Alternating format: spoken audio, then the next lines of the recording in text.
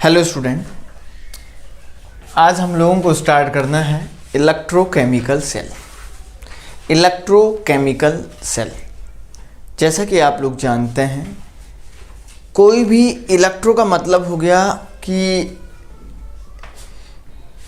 Electricity से deal कर रहे हैं, और उस इलेक्ट्रोकेमिकल सेल का मतलब हो गया, मैंने यहाँ पे चैप्टर का नाम लिखा है इलेक्ट्रोकेमिस्ट्री। हम एक ऐसे सेल या ऐसे डिवाइस की स्टडी करते हैं या the branch of the science which deals with the electricity, है ना, जो इलेक्ट्रिसिटी से डील करता है, दैट इज कॉल्ड इलेक्ट्रोकेमिस्ट्री, है ना। एक ऐसी केमिस्ट्री है, जाहिर सी बात है। तो देखिए यहाँ पे हमारे पास एक पॉइंट है कि सर कि हम लोग जब भी कोई भी इलेक्ट्रोकेमिकल सेल लिखते हैं कि वो इलेक्ट्रोकेमिकल सेल किस बेस पे किसी भी कंपाउंड के लिए हम लोग यहाँ पे यूज कर सकते हैं, ये अलग अलग डिवाइस के लिए अलग अलग कंसेप्ट होते हैं। आइए पढ़ते हैं एक रेडॉक्स रिएक्शन। सबसे पहले हम लोग एक बेसिक पॉइंट पढ़ते हैं।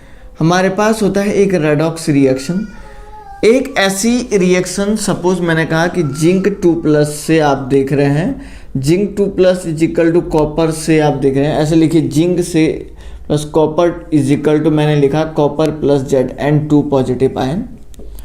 यहाँ से आप देख रहे हैं ये आपका ऑक्सीडेशन हो गया है, और यहाँ से जैसा कि गाइज आप देख रहे हैं ये आपका रिडक्शन हुआ है।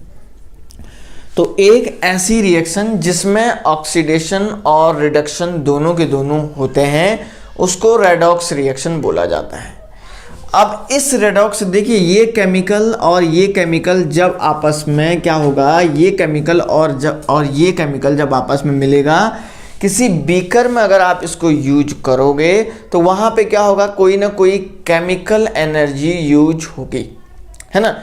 वहाँ पे क्या होगा, कोई केमिकल एनर्जी रिलीज्ड होगी, क्योंकि जब भी आप इसको बीकर में रिएक्शन कराओगे, भाई आपने जाहिर सी बात है इसको बीकर में डाला और कुछ जब आपस में खुलेगा तो कुछ ना कुछ अमाउंट ऑफ एनर्जी निकलेगी। अब वो जो एनर्जी होगी वो केमिकल एनर्जी होगी। उस केमिकल एनर्जी को हम उसी केमिकल फॉर्म में यूज नहीं करते, बल्कि हम वहाँ पे जो, देखिए वहाँ से हमको जो केमिकल एनर्जी निकली है, वो यहाँ पे जो केमिकल एनर्जी निकली है, उस केमिकल एनर्जी को हम उसी फॉर्म में यूज नहीं करते हैं, बल्कि उसके लिए एक डिवाइस यूज करते हैं, ठीक है ना। एक डिवाइस यूज करते हैं जो उस केमिकल एनर्जी को, एक केमिकल एनर्जी को इलेक्ट्रिकल एनर्जी में कन्वर्ट करता है, या एक डिवाइस जो इंटर कन्वर्ट करता है इलेक्ट्रिकल एनर्जी को केमिकल एनर्जी में, या केमिकल एनर्जी को इलेक्ट्रिकल एनर्जी को। तो उस डिवाइस का नाम होता है इलेक्ट्रोकेमिकल सेल। इलेक्ट्रोकेमिकल सेल, ठीक है ना। हमें अब वो इलेक्ट्रोकेमिकल सेल अब पढ़ना है, ठीक। मतलब वो इलेक्ट्रोकेमिकल सेल जो हम कह रहे हैं कि सर जो केमिकल एनर्जी उस रेडॉक्स रिएक्शन से निकली हुई थी, उस रेडॉक्स रिएक्शन से जो केमिकल एनर्जी निकली हुई थी वो काई में कन्वर्ट हुई, इलेक्ट्रिकल एनर्जी में हमको कन्वर्ट करना पड़ेगा। तो वहाँ पे मुझे एक डिवाइस को यूज करना पड़ेगा, उस डिवाइस का नाम है इलेक्ट्रोकेमिकल सेल, ठीक है। स्टूडेंट आइए स्टार्ट करते हैं इलेक्ट्रोकेमिकल सेल के बारे में, ठीक है ना। आइए स्टूडेंट स्टार्ट करते हैं इलेक्ट्रोकेमिकल सेल के बारे में।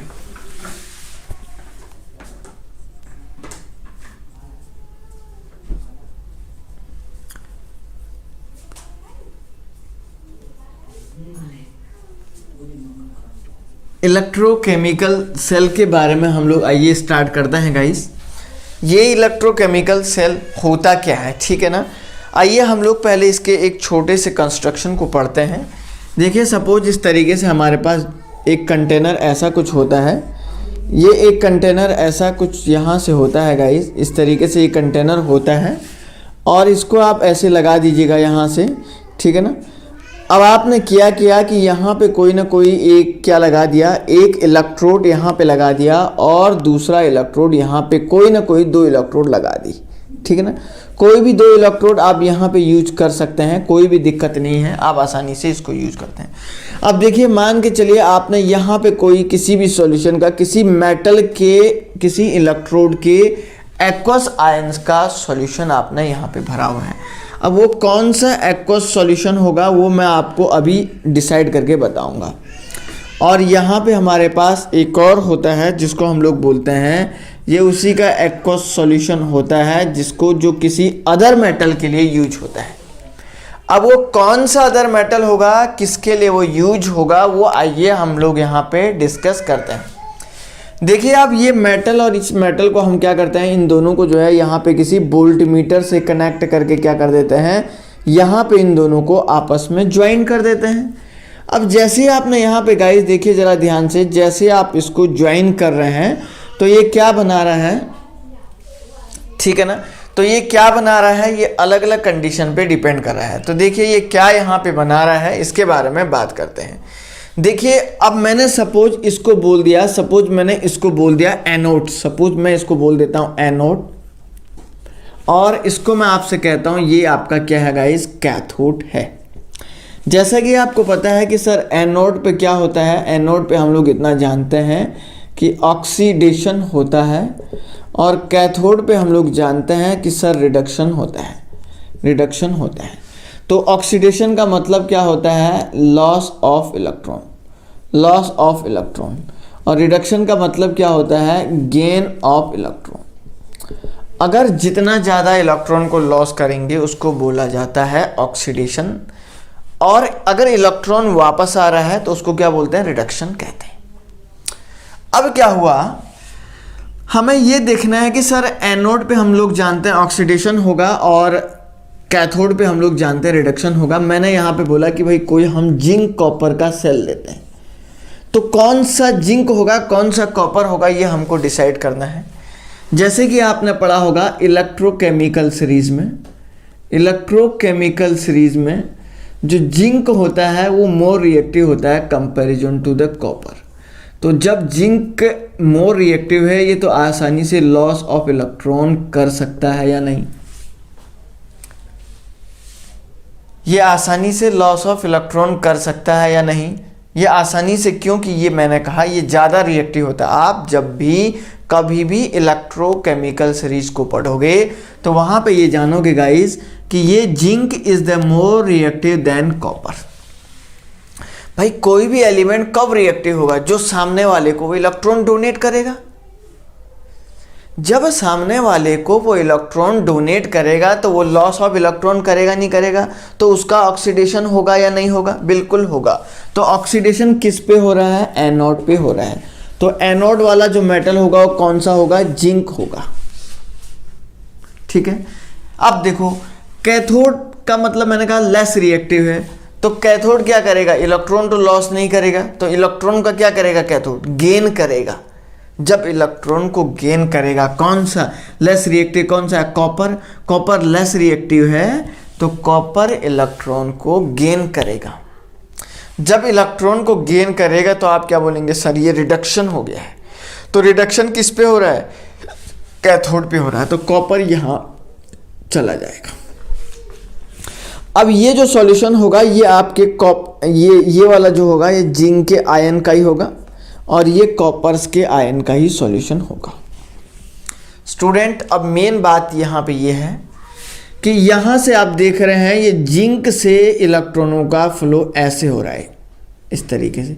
आपको पता होना चाहिए जिस डायरेक्शन में इलेक्ट्रॉन जाता है, जिस डायरेक्शन में इलेक्ट्रॉन जाता है उसके ठीक अपोजिट डायरेक्शन में करंट फ्लो होता है ना, ऐसे।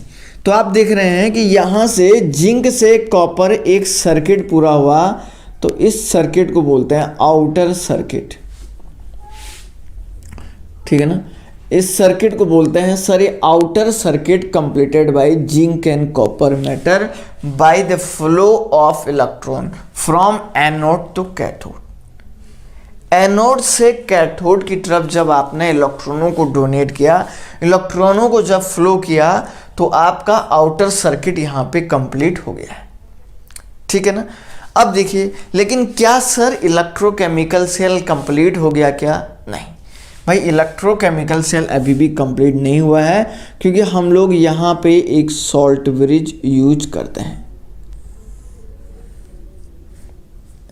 एक सॉल्ट ब्रिज यूज करते हैं। अब मेन टर्म ये है कि सर ये सॉल्ट ब्रिज क्या होता है। ये सॉल्ट ब्रिज जो है इनर सर्किट को कंप्लीट करता है। इनर सर्किट काय से, अंदर वाला सर्किट जिसको बोल रहे हैं वो कंप्लीट हो रहा है किससे, इस सॉल्ट ब्रिज से, है ना। और आउटर काय से हो रहा है, जिंक से, जब इलेक्ट्रॉनों को फ्लो कर रहे हैं। तो ये बात भी पॉइंट को नोट करने वाली बात है ना। तो अब देखिए, अब सर ये सॉल्ट ब्रिज होता क्या है उसके बारे में आइए डिस्कस करते हैं। सो गाइस मैं आपको बता देता हूं, यहीं पे हम छोटा सा एक पॉइंट सॉल्ट ब्रिज लिख लेते हैं। सॉल्ट ब्रिज एक ग्लास का बना हुआ एक ऐसा ट्यूब होता है।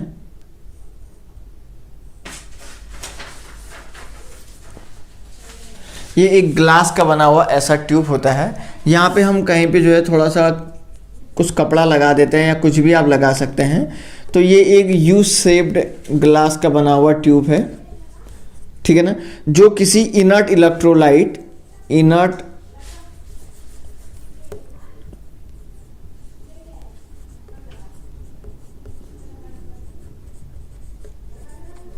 जो किसी इनर्ट इलेक्ट्रोलाइट जिसको हम लोग बोलते हैं KCl हो गया, K2SO4 हो गया, ठीक है ना, इससे बना होता है। अगर एंड जेली लाइक सब्सटेंसेस, अगर जेली लाइक सब्सटेंस को बोलते हैं, इससे बना हुआ होता है।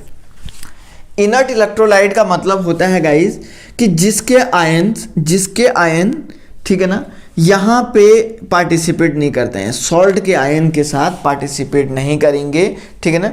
मतलब मैं ये कहूँगा कि जिसके ion whose ion do not take part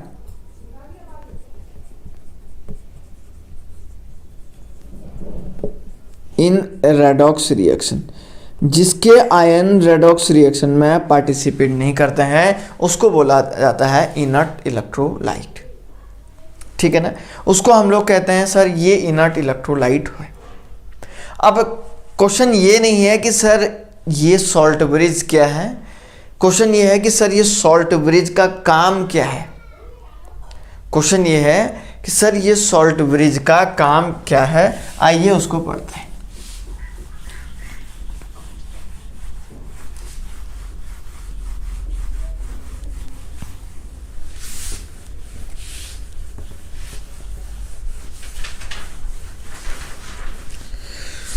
तो मैं यहां पे लिखूंगा function of salt bridge.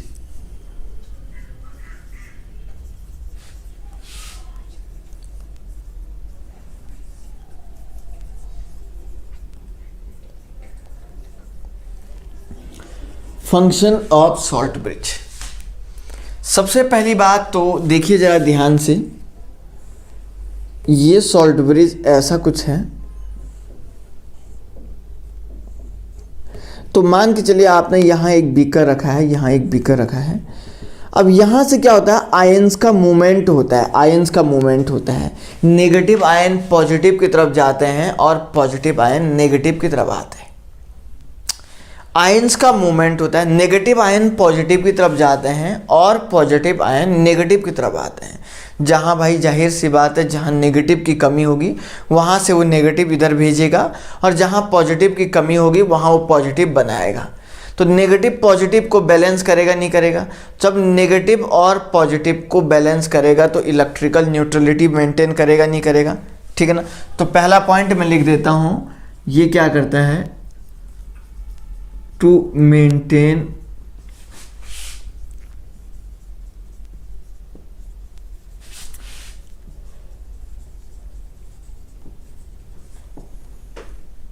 Electrical neutrality.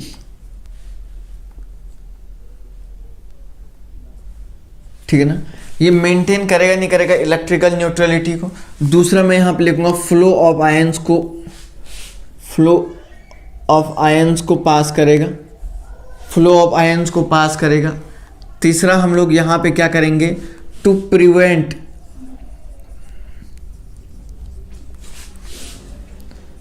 Smooth current, sorry, to prevent liquid junction potential.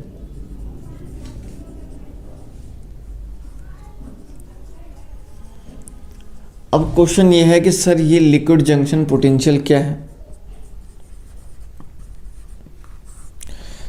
ठीक है ना। इसको हम लोग बोलते हैं पोटेंशियल, इसको बोलते हैं LJP। लिक्विड जंक्शन पोटेंशियल का मतलब क्या होता है, LJP। देखिए क्या होगा, मैं आप लोगों को बताता हूँ। सबसे पहले LJP किसको बोलते हैं, लिक्विड जंक्शन पोटेंशियल किसको बोलते हैं। तो आप देख रहे हैं गाइज, यहाँ से जैसे कि आप देख पा रहे हैं कि सपोज़ मैंने कहा कि यहाँ से मान के चलिए पॉजिटिव आयन जा रहे हैं, यहाँ से नेगेटिव आयन जा रहे हैं। अब यहाँ पे एक ऐसा पॉइंट आएगा जहाँ पे नेगेटिव और पॉजिटिव एक दूसरे के सामने आमने सामने आएंगे या नहीं आएंगे। जहाँ पे नेगेटिव और पॉजिटिव एक दूसरे के आमने सामने आएंगे तो वहाँ पे एक पोटेंशियल डिफरेंस जनरेट हो जाता है। वहाँ पे एक क्या हो जाएगा, पोटेंशियल डिफरेंस जनरेट हो जाएगा। उस पोटेंशियल जनरेट को ही बोलते हैं लिक्विड जंक्शन पोटेंशियल।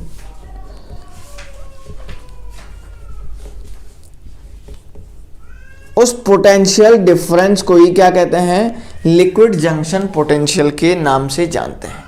जब नेगेटिव आयन पॉजिटिव की तरफ जाएंगे और पॉजिटिव आयन नेगेटिव की तरफ जाएंगे तो ध्यान रखिए एक ऐसा जंक्शन होगा जहां पे नेगेटिव और पॉजिटिव आयन एक दूसरे के आमने सामने आ जाएंगे। जब नेगेटिव और पॉजिटिव आयन बच्चा एक दूसरे के आमने सामने आएंगे तो वहाँ पे एक पोटेंशियल डिफरेंस जनरेट होता है, उसको बोला जाता है लिक्विड जंक्शन पोटेंशियल, ठीक है ना। अब क्या होता है, अब सुनो ये क्या करता है। अब सॉल्ट ब्रिज क्या करता है, सॉल्ट ब्रिज मैं यहाँ पे लिख रहा हूँ, सॉल्ट ब्रिज क्या करता है, सॉल्ट ब्रिज क्या करता है, इसको प्रिवेंट करता है, प्रिवेंट, ठीक है ना। यहां पे देखिए मैंने क्या लिखा, प्रिवेंट दैट पोटेंशियल डिफरेंस। जो वहां पे पोटेंशियल डिफरेंस बनेगा, जो यहां पे नेगेटिव के इधर आने से पॉजिटिव के इधर जाने से जो पोटेंशियल डिफरेंस बनेगा उसको कौन प्रिवेंट कर रहा है, ये काम कर रहा है सॉल्ट ब्रिज। ये बिल्कुल नहीं बनने देता भाई, ये रोक देता है सबको। कोई बन भी रहा होगा तो उसको दबाने की कोशिश करता है कि भाई ना बन, क्योंकि जब आप देख रहे हैं पोटेंशियल डिफरेंस बनेगा तो हो सकता है ब्लास्ट हो जाए, तो ये भी एक बड़ी बात हो जाएगी।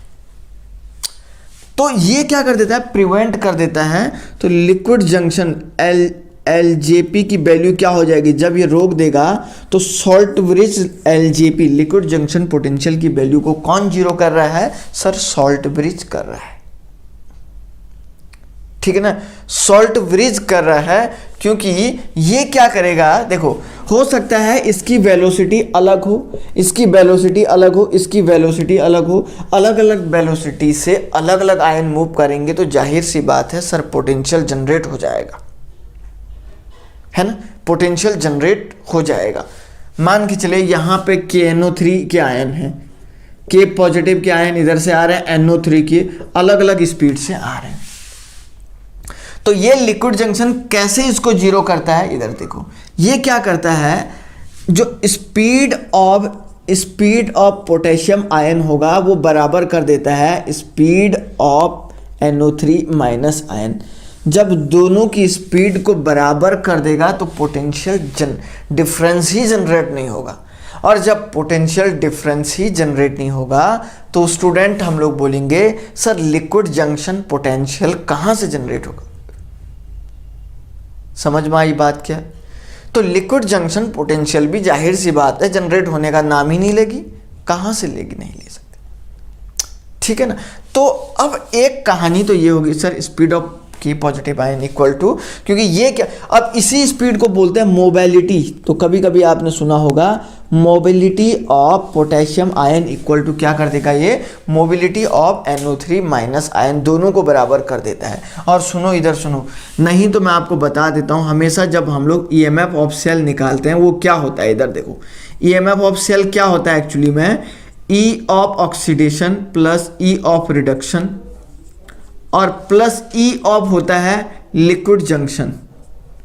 इन तीनों का समेशन होता है। इधर देखो, क्योंकि जब हम ईएमएफ ऑफ सेल निकालते हैं वो oxidation potential plus reduction potential plus liquid junction का समेशन होता है।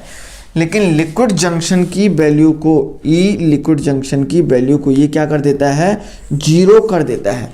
जब ये गाइज यहाँ से इसको जीरो कर देता है तो हमारे पास ईएमएफ ऑफ सेल क्या बनेगा, ओनली। यही तो रीजन है ई ऑक्सीडेशन प्लस ई रिडक्शन, तभी तो ईएमएफ इतना होता है, क्योंकि सॉल्ट ब्रिज उसको क्या कर दे रहा है, जीरो कर दे रहा है, तो इसलिए ऐसा होता है। ठीक है ना, क्योंकि जब भी आप ईएमएफ ऑफ सेल निकालोगे तो वो liquid junction potential plus reduction potential plus oxidation potential तीनों के समेशन में होगा। तो अब सॉल्ट ब्रिज ने ये वैल्यू जीरो कर दी, इसलिए ईएमएफ ऑक्सीडेशन प्लस रिडक्शन होता है। समझ रहे हैं ना, नहीं तो आज तक ऐसा कभी नहीं हुआ है गाइस कि जो है इसके बिना तो होगा ही नहीं, ईएमएफ तो बिना इसके नहीं होगा, क्योंकि अब बात यह है कि सर इसकी वैल्यू जीरो होती है तब ऐसा होता है। ठीक है ना, चलिए तो इसमें थोड़ा सा और आगे देखते हैं और आगे बढ़ते हैं इसमें। सो स्टूडेंट, एक बहुत ही सिंपल और जाहिर सी बात मैं आप लोगों को बता देता हूं। तो हमारे पास होता क्या है, देखिए, जब भी मैं ईएमएफ ऑफ सेल निकालता हूं तो हमारे पास क्या हो जाएगा, या इलेक्ट्रोड पोटेंशियल ऑफ सेल, या मैं इसको बोल देता हूं और इसको बोल देता हूं इलेक्ट्रोड पोटेंशियल। ठीक है ना, वो पोटेंशियल क्या होता है कि दोनों इलेक्ट्रोडों के बीच में जो पोटेंशियल डिफरेंस जनरेट होगा। मतलब आपने देखा ये आपका एक काई का इलेक्ट्रोड है, मतलब कहने का ये मीनिंग है गाइस, आपने एक इलेक्ट्रोड आपका जो है काई का बनाया, एनोड का बनाया, और एक इलेक्ट्रोड आपने कैथोड का बनाया, दोनों के बीच में एक इलेक्ट्रोड पोटेंशियल ईएमएफ जनरेट होता है ना, एक पोटेंशियल डिफरेंस जनरेट होता है, उसी को तो हम बोलते हैं इलेक्ट्रोड पोटेंशियल। तो ये इलेक्ट्रोड पोटेंशियल क्या हो जाएगा, E is equal to E of oxidation plus E of reduction. और ध्यान रखिए, ई ऑक्सीडेशन क्या होगा, just minus of E reduction potential. अगर मान के चलो किसी सेल का ऑक्सीडेशन पोटेंशियल x वोल्ट है तो उसका रिडक्शन पोटेंशियल क्या हो जाएगा, ई रिडक्शन पोटेंशियल। अब आपसे बोलेगा कि बच्चा फाइंड आउट करिए रिडक्शन पोटेंशियल को, वो क्या हो जाएगा, -x वोल्ट हो जाएगा। या हम लोग इसको निकालते हैं E is equal to E cathode minus E anode, ऐसे भी हम लोग इसको सॉल्व करते हैं। ठीक है ना, तो देखिए, तो यहां पे एक पॉइंट देखिए, बहुत इंपॉर्टेंट बात मैं यहां पे बताने को जा रहा हूं। देखिए, अब मैंने आप लोगों को क्या बोला कि फ्लो ऑफ इलेक्ट्रॉन कहां से हो रहा है, फ्लो ऑफ इलेक्ट्रॉन कहां से हो रहा है, जब जिंक से कहाँ, जिंक से कॉपर की तरफ हो रहा है। तो उस कंडीशन में हमारे पास जो E की वैल्यू होती है वो होती है 1.10 वोल्ट होती है, पॉजिटिव वैल्यू होती है ईएमएफ। ईएमएफ क्या होता है उस टाइम पे, पॉजिटिव वैल्यू होती है। तो इस कंडीशन में जब वैल्यू पॉजिटिव होते हैं तो सेल क्या करेगा, यहाँ पे काम करेगा, सेल वर्किंग है। If EMF is equal to 0 हो जाएगा तो सेल यहां पे नॉट वर्किंग, सेल काम नहीं करेगा। तीसरा, इफ मैं लिख देता हूं EMF इज इक्वल टू, मैंने कहा -1.10 वोल्ट या नेगेटिव। ठीक है ना, तो सेल काम करेगा इनवर्स अपोजिट डायरेक्शन में, इनवर्स डायरेक्शन में। कहने का मतलब है कि फ्लो ऑफ इलेक्ट्रॉन जो है कॉपर से किसकी तरफ आएंगे, जिंक की तरफ आएंगे, उल्टा हो जाएगा अब काम। ठीक है ना, ये इस पॉइंट को नोट कर लीजिएगा कि अब जो फ्लो ऑफ इलेक्ट्रॉन होगा गाइस, ये ठीक अब क्या हो जाएगा, इसके अपोजिट डायरेक्शन में होगा। ठीक है ना, तो ये एक जस्ट अपोजिट वैल्यू हो जाएगी। आइए कुछ एग्जाम्पल सॉल्व करते हैं, सर ईएमएफ कैसे निकालते हैं। ठीक है, देखिए, अब क्वेश्चन में थोड़ा सा मैं एक और बेसिक टर्म बता देना चाहता हूं आपको।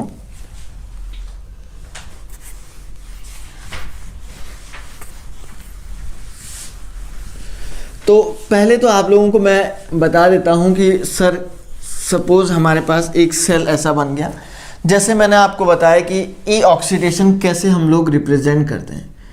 ई ऑक्सीडेशन कैसे रिप्रेजेंट करते हैं, देखिए सपोज हमारे पास कोई एक सेल है जिंक से जिंक, तो जिंक के रिस्पेक्ट में ऑक्सीडेशन क्या होगा, जिंक से आपने 2 इलेक्ट्रॉन को लॉस किया तो क्या बनेगा, Zn2 पॉजिटिव बनेगा।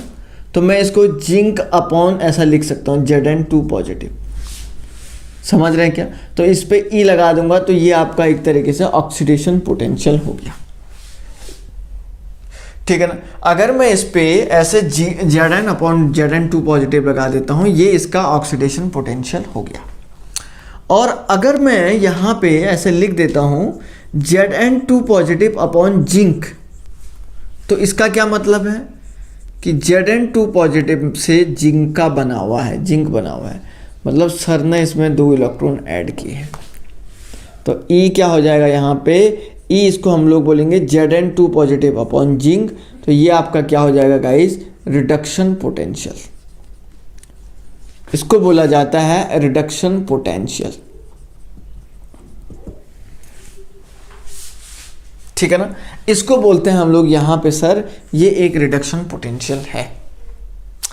अब देखिए सपोज हमारे पास एक सेल है Zn अपॉन Zn2 पॉजिटिव, और यहाँ पे ये ऐसे, और कॉपर 2 पॉजिटिव अपॉन कॉपर, तो इसका ये मतलब होता है ये इसका सॉल्ट ब्रिज है,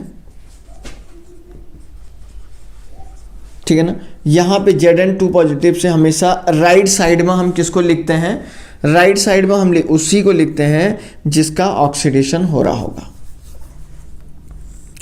ये राइट साइड में आप देख रहे हैं ये ऑक्सीडेशन वाला है, और लेफ्ट साइड में किसको रिप्रेजेंट करके लिखते हैं, जिसका रिडक्शन हो रहा है।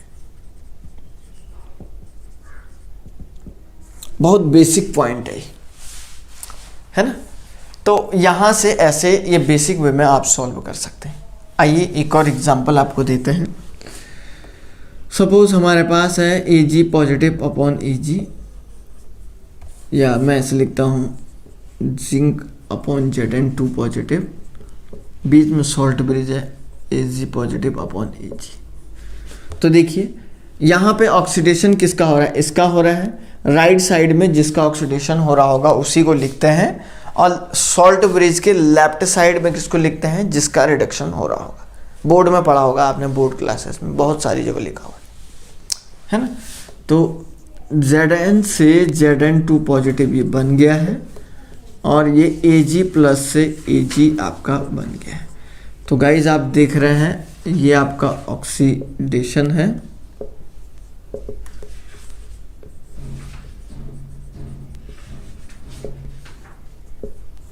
रिडक्शन हो गया, ठीक है ना। तो ऑक्सीडेशन भी हो सकता है और रिडक्शन भी हो सकता है, कोई भी तरीका, किसी भी तरीके से आप इसको फॉलो कर सकते हैं, ठीक है। आइए थोड़ा सा हम लोग ईएमएफ ऑफ सेल निकालने के लिए कुछ यूज करते हैं, कुछ इक्वेशन सॉल्व करते हैं, कुछ टर्म्स आपको बताते हैं कि सर कैसे हम ईएमएफ निकालते हैं। एग्जाम में एक सबसे बड़ी बात है कि सर ईएमएफ निकालते कैसे हैं, ये थोड़ा सा जरूरी है जानना। एक मेथड यूज करूंगा ईएमएफ निकालने के लिए। ईएमएफ निकालने के लिए बस एक ही फॉर्मूला यूज करेंगे, ई ऑक्सीडेशन प्लस ई रिडक्शन, बस।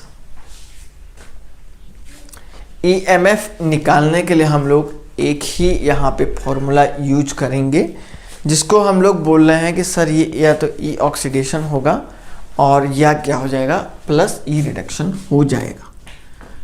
आइए सीखते हैं गाइस। सपोज मैंने आपको बोला E Zn2 positive upon zinc is equal to, मैंने लिखा 0.76 वोल्ट लिख दिया माइनस में, है ना, ऐसे लिखो इसको प्लस में।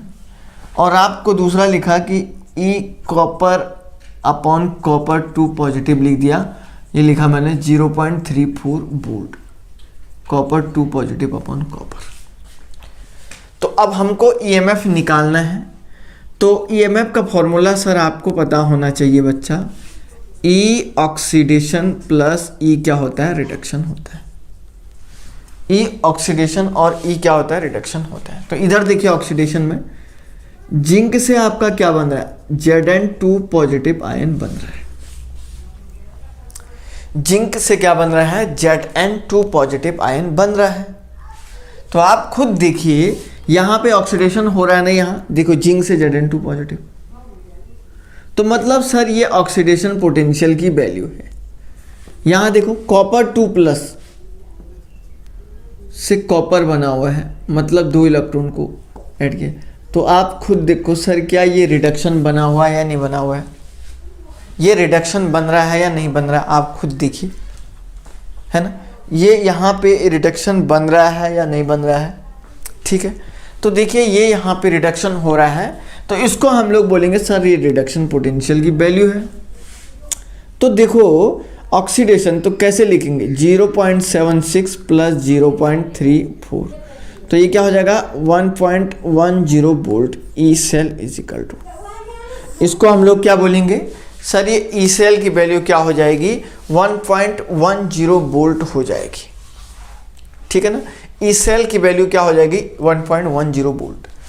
अब सपोज आपको Zn अपॉन Zn2 पॉजिटिव भी दिया होगा, कितना 0.76 वोल्ट ही दिया है, और दूसरा उसने लिखा हुआ है कॉपर अपॉन कॉपर 2 पॉजिटिव, उसने लिखा हुआ है -0.34 वोल्ट। अब सर ईएमएफ निकालें कैसे, ये तो आपका क्या दिया है, ये आपका ऑक्सीडेशन पोटेंशियल दिया है, और ये आपका क्या दिया है, रिडक्शन पोटेंशियल दिया हुआ है। ये आपका ऑक्सीडेशन पोटेंशियल दिया हुआ है, ये आपका रिडक्शन पोटेंशियल दिया हुआ है, ठीक है। अब क्वेश्चन में अब बोलेगा क्या कि zinc plus copper 2 plus equal to copper plus Zn2 positive, इस सेल का इलेक्ट्रोड पोटेंशियल आपको बोलेगा निकालिए। क्वेश्चन ये दे देगा और बोलेगा इस सेल का इलेक्ट्रोड पोटेंशियल आपको कहेगा फाइंड आउट करिए। तो देखो यहां से जिंक 2 प्लस ऑक्सीडेशन, यहां से यहां रिडक्शन, तो मतलब मुझे ई तो क्या हो रहा है, ऑक्सीडेशन पोटेंशियल चाहिए, प्लस ई क्या चाहिए, रिडक्शन पोटेंशियल चाहिए। लेकिन रिडक्शन पोटेंशियल किसका चाहिए, जिंक का चाहिए या कॉपर का चाहिए, कॉपर का चाहिए, जाहिर सी बात है, क्योंकि इस रिएक्शन में कॉपर का ही क्या हो रहा है, रिडक्शन हो रहा है। तो यहां पे देखिए, तो मैंने कहा ये तो आपका क्या दिया गया है, ये तो आपका दे रखा है, सॉरी यहां पे ये तो ऑक्सीडेशन हो रहा है, यहाँ पे कॉपर से कॉपर 2 प्लस बन रहा है ना, ऑक्सीडेशन, रिडक्शन पोटेंशियल तो ये होगा कॉपर का, ई कॉपर 2 पॉजिटिव अपॉन कॉपर, इसको बोलेंगे रिडक्शन पोटेंशियल। तो देखो ये इसने क्या किया है, ऑक्सीडेशन पोटेंशियल की वैल्यू दी है, तो रिडक्शन पोटेंशियल जस्ट इसका क्या हो जाएगा, अपोजिट होगा नहीं होगा, प्लस 0.34 वोल्ट होगा या नहीं होगा। मैंने आपको बताया था रिडक्शन पोटेंशियल और ऑक्सीडेशन पोटेंशियल एक दूसरे के अपोजिट होते हैं। तो जब यहां पे आप देख रहे हैं ऑक्सीडेशन पोटेंशियल की वैल्यू माइनस दी है, तो रिडक्शन प्लस में आ जाएगा उसी का।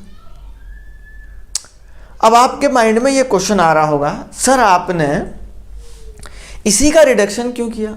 अरे इस इक्वेशन में बता रहा है, ये इक्वेशन खुद बता रहा है कि इसी का रिडक्शन करो, क्योंकि रिडक्शन इसी का तो हुआ है, इसलिए ये इक्वेशन खुद ये आप हमें बता रहा है कि सर रिडक्शन इसी का करिए, और जब हम इसी का रिडक्शन करेंगे तो तभी तो हमको रिडक्शन, अब ये ऑक्सीडेशन पोटेंशियल की वैल्यू आ गई है और ये रिडक्शन पोटेंशियल की वैल्यू आ गई है, तो आप जो है 0.76 प्लस 0.34 वोल्ट करिए तो पूरा 1.10 वोल्ट ही आएगा आंसर, कुछ भी चेंज इसमें नहीं आएगा।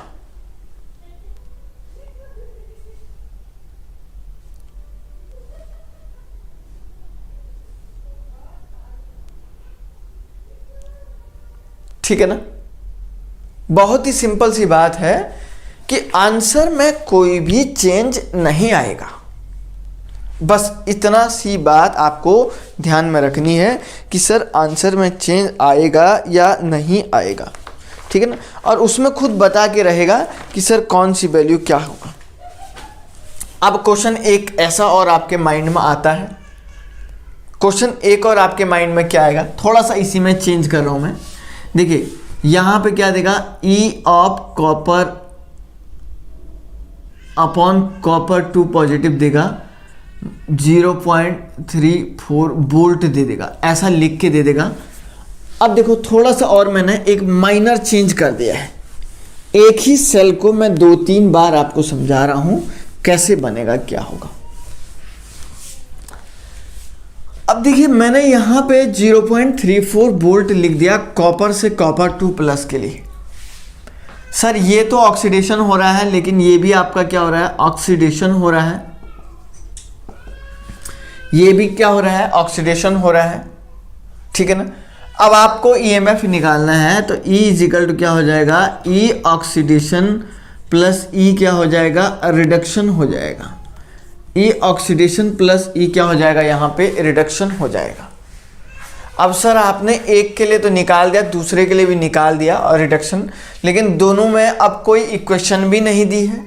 अगर इक्वेशन देता तो वो बता देता आपको कि इसका करिए रिडक्शन, तो सर ऑक्सीडेशन तो दिया हुआ है, जाहिर सी बात है दोनों का, लेकिन किस सेल को मैं रिडक्शन में कन्वर्ट करूं, किस सेल को मैं रिडक्शन में कन्वर्ट करूं, ये भी एक बहुत बड़ी बात है ना। ये एक जरूरी है गाइस कि कौन से वाले सेल को हम लोग रिडक्शन में कन्वर्ट करेंगे। सो स्टूडेंट जरा ध्यान से देखिए, रिडक्शन में उसी सेल को कन्वर्ट करेंगे, मैं यहां पे लिख देता हूं, जिसका इलेक्ट्रोड पोटेंशियल की वैल्यू कम होगी। लिख लीजिएगा अपनी लैंग्वेज में, जिसके इलेक्ट्रोड पोटेंशियल की वैल्यू कम होगी उसको आप रिडक्शन में कन्वर्ट करोगे। आप रिडक्शन में उसी को कन्वर्ट करेंगे जिसका ऑक्सीडेशन पोटेंशियल ही है नहीं, जिसका ऑक्सीडेशन पोटेंशियल कम होगा आप उसी को कन्वर्ट करोगे। तो इसी सेल को कन्वर्ट करेंगे E copper 2 plus upon copper में, कॉपर से copper 2 plus oxidation, copper 2 plus से copper is equal to reduction, तो 0.34 वोल्ट हो गया। बस अब वही आ जाएगा 1 इज इक्वल टू कितना आ जाएगा, 1.10 वोल्ट। ये भी इसका आंसर बन जाएगा। इस टाइप के क्वेश्चंस को करने में कभी भी कोई भी प्रॉब्लम नहीं होनी चाहिए। तो ये क्वेश्चन एक जरूर एग्जामिनेशन में आता है, लेकिन ये कैसे होता है, कब होगा, क्या करना पड़ेगा, ये सब इसी पे डिपेंड्स करता है। आइए एक बात और बताता हूं मैं। सपोज हमारे पास कोई एक सेल दिया है Ag upon Ag positive ion, यहाँ पे सॉल्ट ब्रिज दिया गया था और लिखेगा copper upon copper positive ion,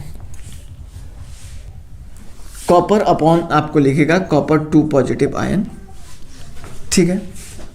और अब आपसे कहेगा कि E of Ag upon Ag positive ion की वैल्यू आपको दे देगा क्या, इसको दे देगा आपको x, और दूसरा Ex वोल्ट दे देगा। E of copper 2 positive ion upon copper दे देगा कितना, y वोल्ट।